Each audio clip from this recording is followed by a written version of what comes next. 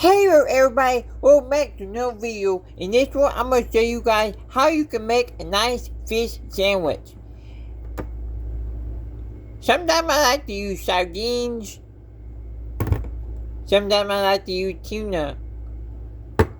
But in this video, I'm going to be using this right here.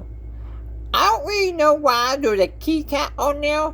When it's fish, see it says salmon right there. So what I'm going to do, I got me some bread right here. I'm gonna open this up.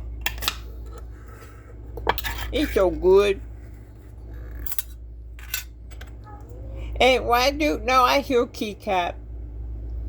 I just put it on there like that right there.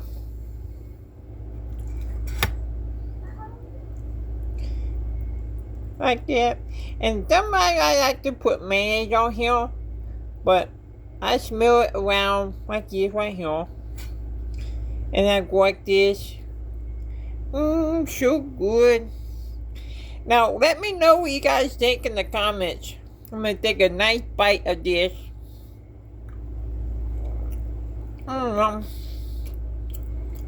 So good.